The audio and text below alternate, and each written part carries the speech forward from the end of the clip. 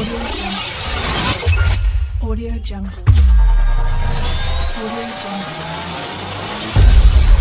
Audio Jungle. Audio Jungle.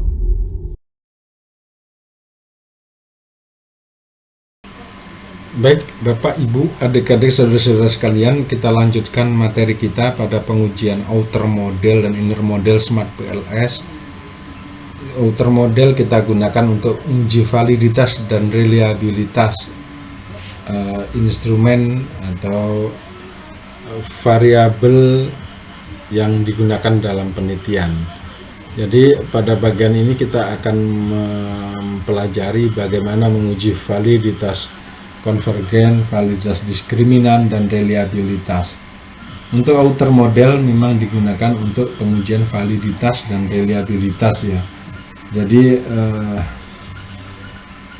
model akan kita uji. Sebelumnya nanti kita sudah mempunyai data ya. Untuk contoh pada video kali ini data berupa data Excel tapi masih belum dirubah menjadi CSV. Oleh karena itu kita rubah dulu nanti ke dalam format file CSV agar bisa dibaca secara langsung oleh Smart PLS. Kalau belum file CSV jelas tidak bisa dianalisis menggunakan Smart PLS. Oke, langsung ya kita buka Smart PLS untuk mempraktekkan bagaimana melakukan uji validitas konvergen, validitas diskriminan, dan reliabilitas menggunakan Smart PLS. Kita tunggu software Smart PLS dibuka. Nah, setelah terbuka kita perlu nyiapin data yang sudah kita punya sebelumnya seperti ini. Ini diisi oleh guru-guru di Singkawang yang dipakai untuk contoh kali ini. Kita kasih warna kuning ya. Ini kompetensi manajerial kepala sekolah, yang tengah ini kompetensi sosial, dan yang terakhir ada 7 indikator. Ini kompetensi guru. Jadi kompetensi guru kita kasih kode KS1 sampai KG1 sampai KG7. Kalau kompetensi manajerial kepala sekolah kita kasih kode KM1 sampai KM6. Kemudian kita simpan dalam format file CSV. Nah, seperti ini prosesnya. Kita simpan ya, kita kasih nama file kita yang asalnya dari penelitian, kemudian kita pilih simpan atau klik save kalau Office bahasa Indonesia. Oke, ini kita tutup, nggak apa-apa. Setelah datanya kita buat CSV, ini kita tutup dan kita ke lembar kerja software Smart PLS. Kemudian kita buat new project karena ini penelitian baru atau analisis baru. Kita klik new project, kemudian hasilnya muncul seperti ini dan kita klik import. Ya, kita mau import data dari mana? Ya, data dari file CSV yang baru kita buat tadi. Oke, kita masukkan. Di sini kita oke, dan kita lihat apakah sudah tidak ada masalah. Nah, tampaknya kalau tampilannya seperti ini berarti sudah tidak ada masalah data. Artinya data terisi semua ya. Setelah itu nanti kita akan membangun modelnya, model hipotetiknya. Ini disesuaikan dengan hipotesis, karena hipotesis kita ada 2. Ada pengaruh kompetensi manajerial kepala sekolah terhadap kinerja guru. Dan yang kedua, ada pengaruh kompetensi sosial terhadap kinerja guru. Nah, ini seperti sebelumnya ya, kita drag and drop di lembar kerja, kemudian kita ganti nama semua variabel yang digunakan, kita kasih nama sesuai variabel tersebut. Ini proses drag, dipindahin ke dalam, kemudian kasih rename dan kita rubah namanya.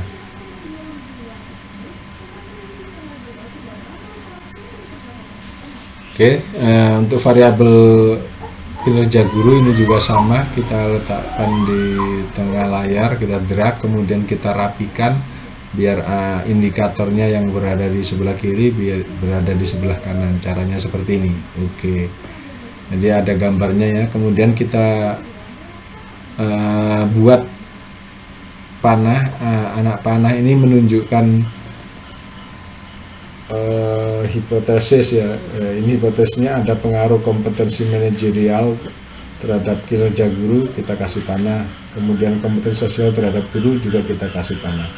Selanjutnya kita uji validitasnya dengan cara menekan calculate, kemudian start calculation. Nah, hasilnya sudah muncul. Kita lihat bagian outer loading.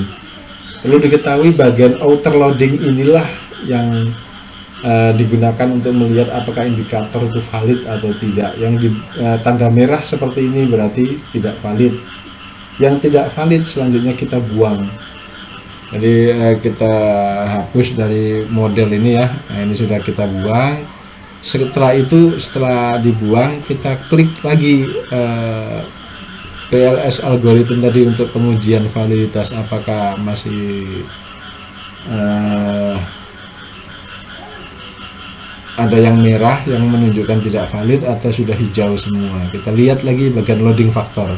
Ternyata di sini sudah hijau semua. Artinya seluruh indikator yang ada dalam penelitian ini, yang digunakan dalam penelitian ini dengan sudah valid ya, karena yang merah yang tidak valid tadi sudah kita buang.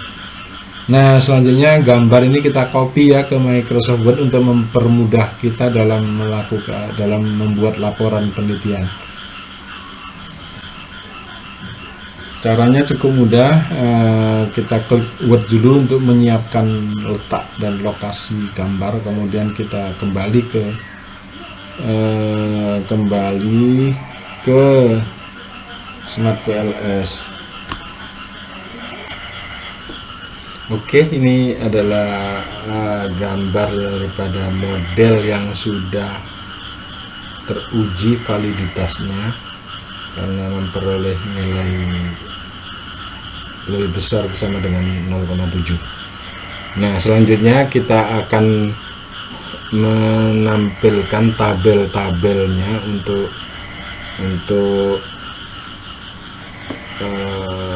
memudahkan kita dalam melihat mana indikator-indikator yang valid. Untuk menampilkan tabel ini kita kembali ke Smart PLS, kemudian nanti kita ekspor ke Excel. Kemudian pada bagian outer loading kita copy ke Word. Nah, ini kita lihat dulu ya, ini bagian outer loading, bagian reliabilitasnya. Di sini ada Cronbach Alpha, Rho, Composite Reliability, ada AVE, ini ada R-square, F-square. Nah, ini loading faktornya. Nah, untuk membuat loading faktor ini tampil pada tabel, kita ekspor ke Excel terlebih dahulu. Ini kita simpan dengan namanya bebas, terserah namanya apa. Nah, ini proses ekspor dari Smart PLS ke Excel. Ini nanti langsung dibuka Excelnya secara otomatis. Nah, seperti ini. Kemudian langsung kita cari loading factor. Loading factor ini menunjukkan indikator yang valid tadi. Nah, ini kita copy, kita blok dulu ya, kita blok begini, kemudian kita copy sebelum ke Word kita copy di sheet yang lain ya, kita bikin sheet baru seperti ini, klik, kemudian kita kopikan di sini, pastekan di sini. Nah, ini lebih kecil tabelnya ya, ini biar tidak terlalu panjang kalau di copy ke Word. Kemudian kita tuliskan di sini hasil uji validitasnya. Nah, kita paste, hasilnya seperti ini, langsung muncul tabel seperti ini. Jadi kalau tidak di copy ke sheet yang lain nanti terlalu panjang sehingga kita kesulitan mengaturnya. Kalau di copy ke sheet dulu, nanti hasilnya ketika di paste di Word itu seperti pada video ini. Jadi tidak terlalu panjang sehingga kita bisa nambahin kolom seperti video ini.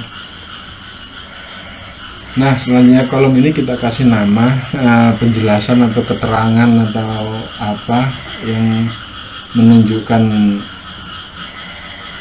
valid indikator-indikator yang ada di sebelah kirinya. Jadi kita tulis valid semua ya, karena ini sudah hijau jadi semuanya valid. Jadi tinggal copy saja, ini keputusannya valid.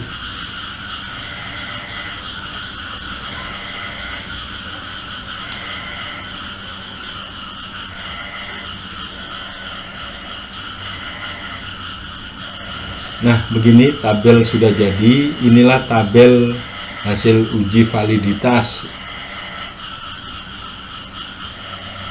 Kemudian selanjutnya kita juga melakukan uji reliabilitas dan menampilkan tabel untuk uji reliabilitas seperti cara pertama tadi. Untuk tabel uji reliabilitas kita bisa melihat pada bagian reliability-nya. Jadi kita klik bagian ini, kita klik, kemudian ini kita blok ya, bagian ini kita copy, kemudian kita letakkan di sheet baru tadi agar mudah diatur. Nah, ini kita copy kemudian kita paste di Microsoft Word di bawahnya validitas ini. Oke, jadi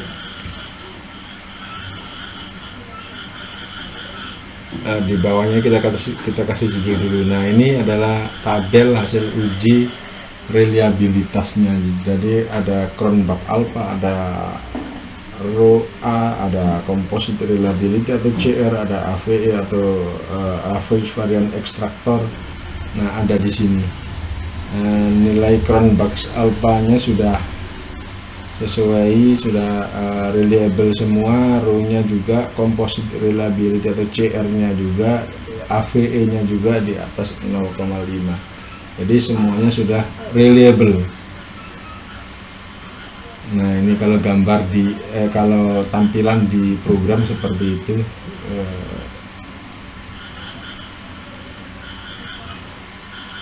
Kalau untuk laporan penelitian atau untuk penulisan karya ilmiahnya bisa langsung di copy ke Microsoft Word setelah diekspor ke Excel.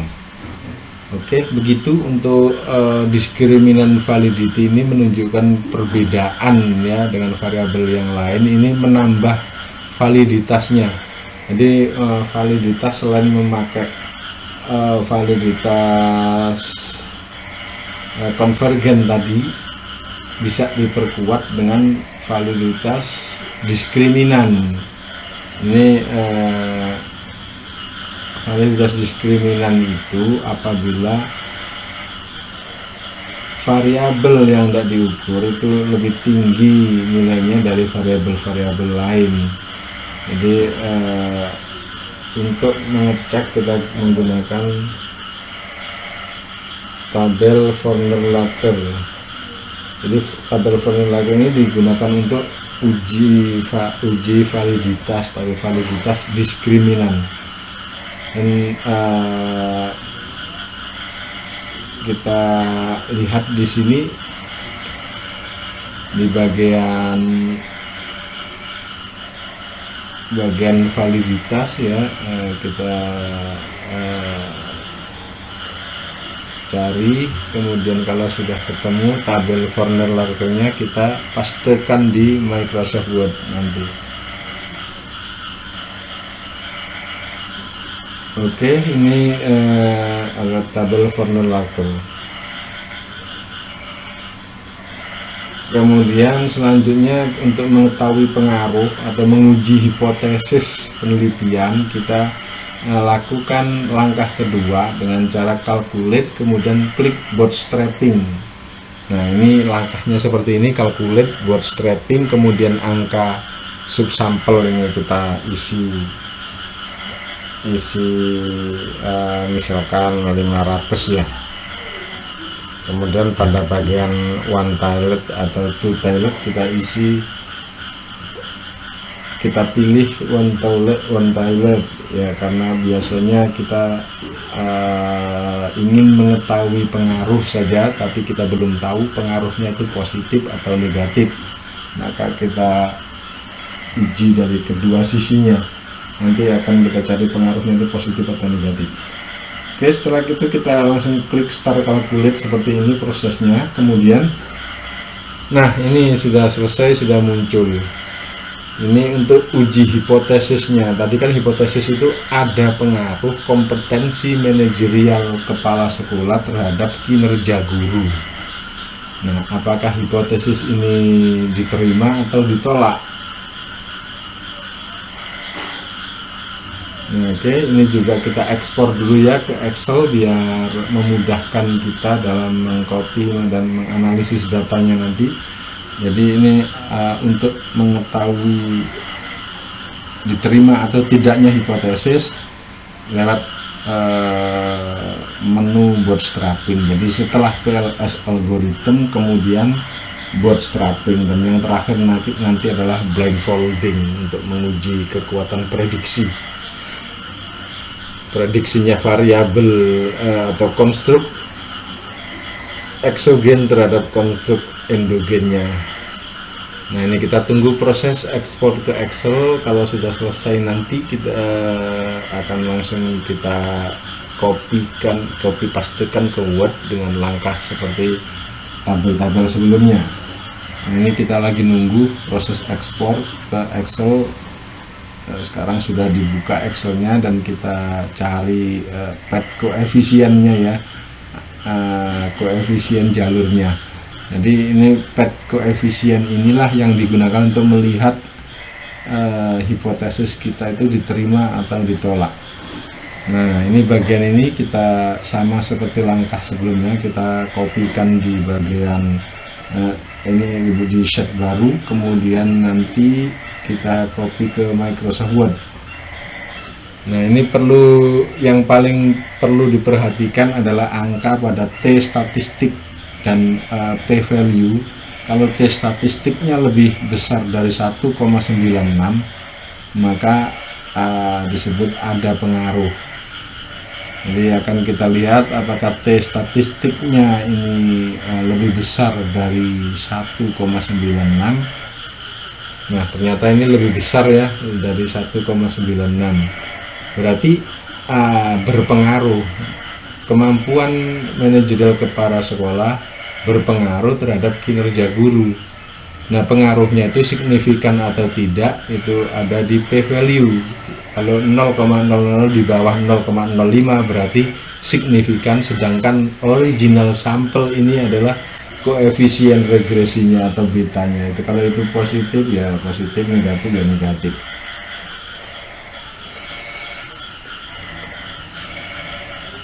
Jadi gitu ya, untuk melihat, untuk mengetahui diterima atau tidaknya hipotesis penelitian itu dilihat dari angka yang ada pada tabel T statistik ini.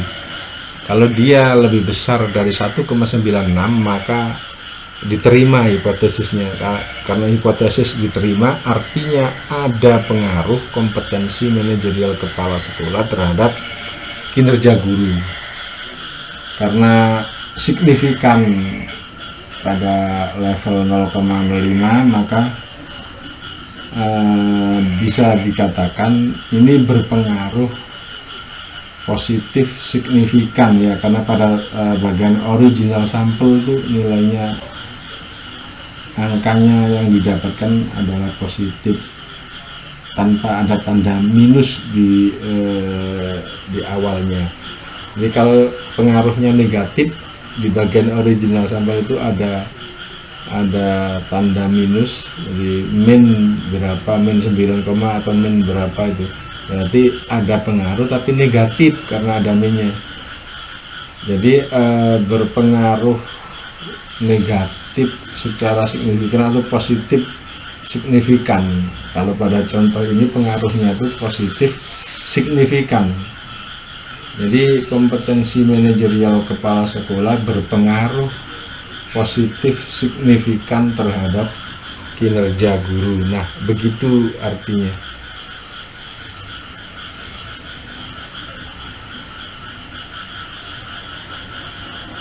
Selanjutnya yang kedua di bawahnya itu juga ada pengaruh kompetensi sosial terhadap kinerja guru. Apakah kompetensi sosial kepala sekolah ini mempengaruhi kinerja guru atau enggak? Pengaruhnya positif atau negatif, kemudian signifikan atau tidak? Nah, berdasarkan tabel ini dapat kita baca bahwa misalnya pengaruhnya kompetensi sosial terhadap kinerja guru adalah positif signifikan. Jadi berpengaruh, ada pengaruh itu ditandai dengan nilai T statistik di atas 1,96, signifikan ditunjukkan oleh angka pada p-value 0,0000. Nah, pada bagian original sampel itu positif, jadi ini berpengaruh positif signifikan.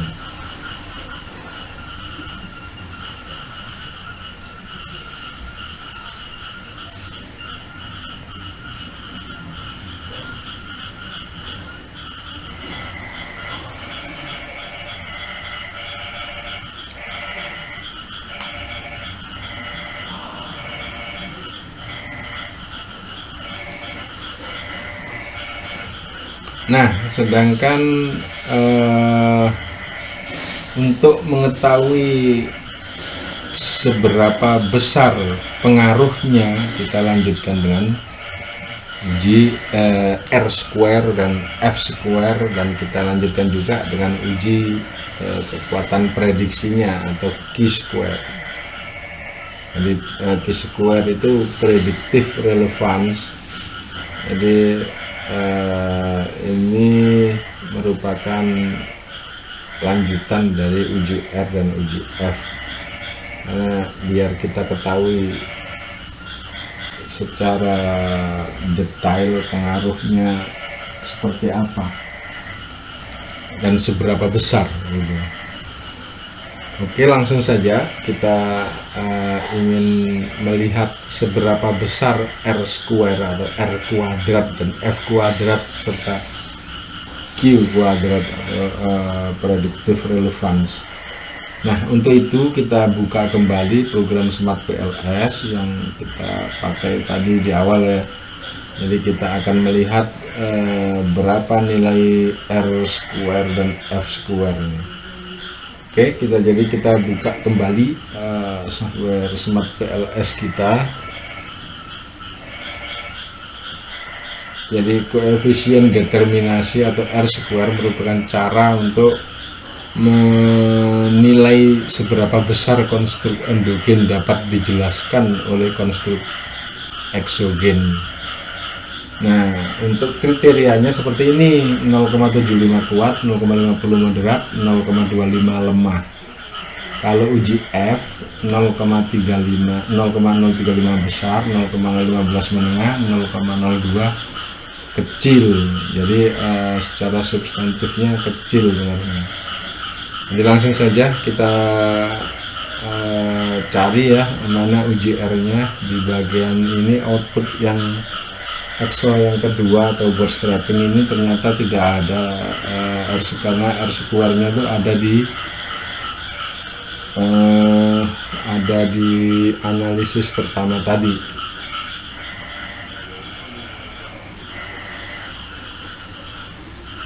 Itu pada saat PLS algorithm. Jadi kita coba ya, kita langsung kembali ke melihat Smart PLS kita, kemudian kita cari R square dan F square. Nah, karena tadi itu sudah diekspor ke Excel, maka kita tinggal mencari file Excel kita, kemudian kita cari R square dan F square. Nah, ini kita cari ya, yang mana R square. Kita lihat R square-nya ada di sini, kemudian kita klik show. Nah, ini adalah R square. Jadi ada R square saja, ada R square adjusted. Yang adjusted atau tambahan adjusted ini R square yang sudah mempertimbangkan taraf kesalahan yang ditetapkan sebelumnya. Jadi lebih detail kalau kita menggunakan R-square adjusted.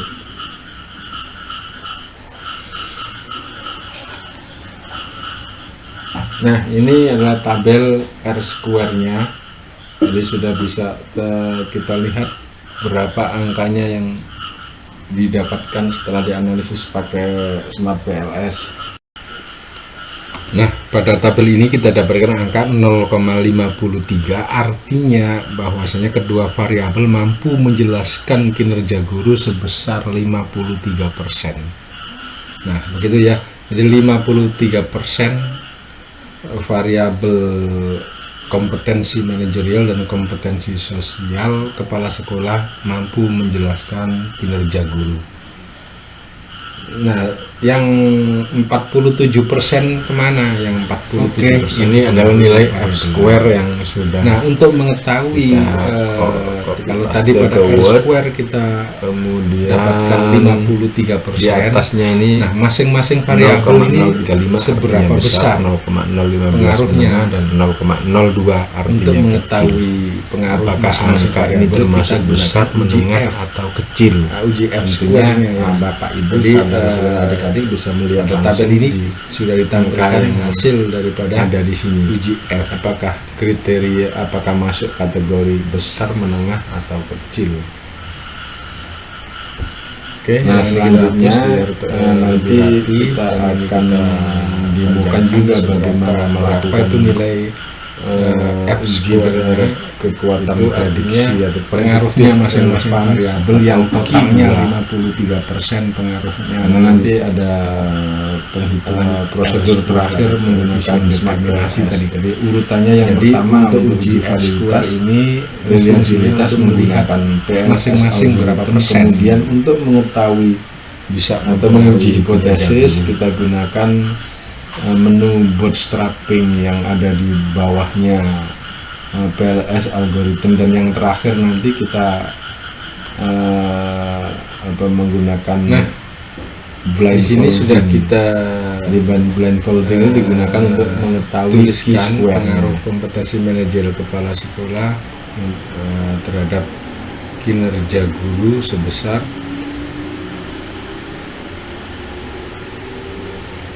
0,045 atau 4,5% ya. Oke, jadi 4,5% untuk kemudian variabel kedua kompetensi sosial mempengaruhi kinerja guru sebesar 0,426% atau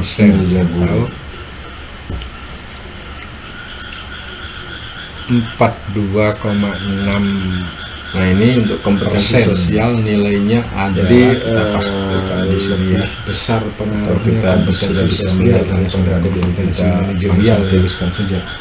Jadi dari sini sudah bisa kita tarik kesimpulan masing-masing variabel mempengaruhi kinerja guru, tapi variabel kompetensi sosial pengaruhnya lebih besar daripada kompetensi manajerial terhadap kinerja guru. Jadi kinerja guru itu bisa meningkat, bisa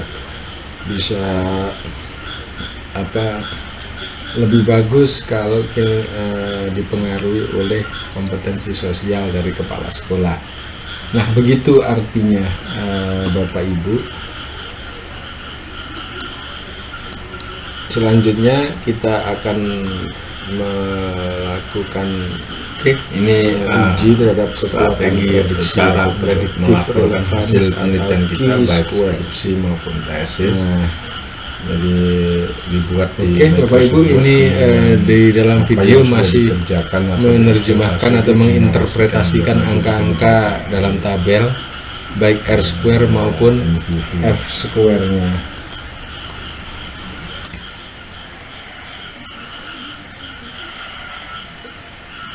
Nah, selanjutnya bagaimana kita menguji kekuatan prediksi variabel ini dalam model. Maka itulah kita memerlukan uji F-square yang prosedurnya pada Smart PLS nanti pakai blindfolding.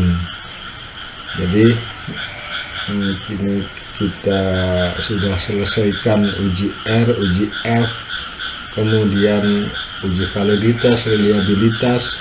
Sekarang waktunya kita uji blindfolding untuk mengetahui kekuatan prediksi. Nah, ini kita biarkan saja, langsung klik start calculation. Nah, bagian ini kita sudah melihat seberapa besar angka chi-square-nya.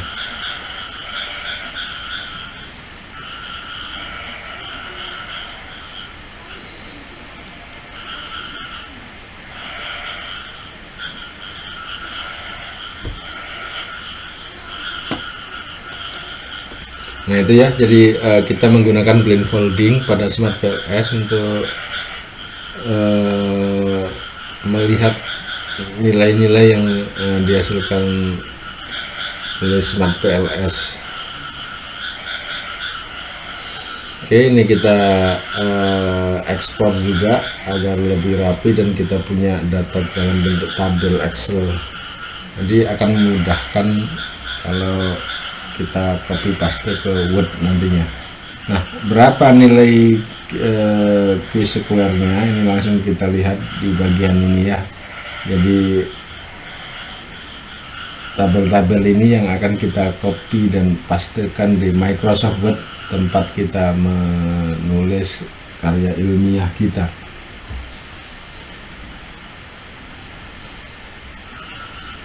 Oke, ini jadi ini kita pastekan di sini untuk tabel chi-square-nya. Nah, berikut ini adalah tabel nilai chi-square yang sudah dihasilkan Smart PLS. Nah, ini. Nah, sekarang apa artinya nilai chi-square dan untuk apa chi-square ini dihitung sedemikian rupa?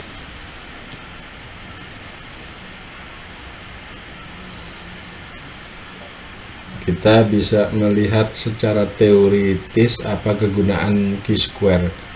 Ini bahwa pada inner model jika Q2 lebih besar dari 0 berarti bahwa variabel endogen menunjukkan prediksi relevansi yang baik.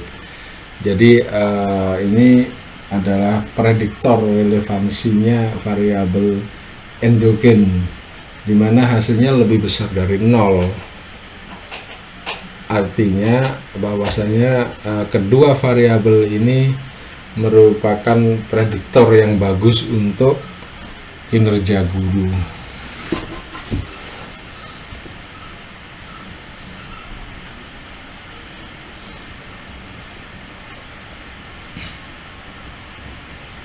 Oke, jadi untuk menyimpulkan di sini kita tuliskan ulang hipotesisnya, hipotesis nihil untuk perumusan masalah pertama. Ada pengaruh positif signifikan kompetensi manajerial kepala sekolah terhadap kinerja guru diterima. Jadi hipotesis nihil diterima, sekaligus menolak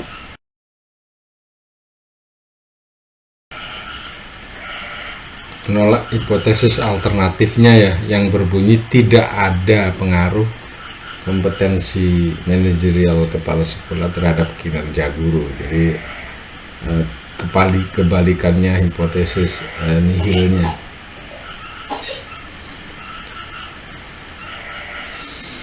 Oke, Bapak Ibu silahkan mencoba menggunakan angket yang sudah menjadi tugas masing-masing. Selamat belajar, semoga sukses selalu. Assalamualaikum warahmatullahi wabarakatuh.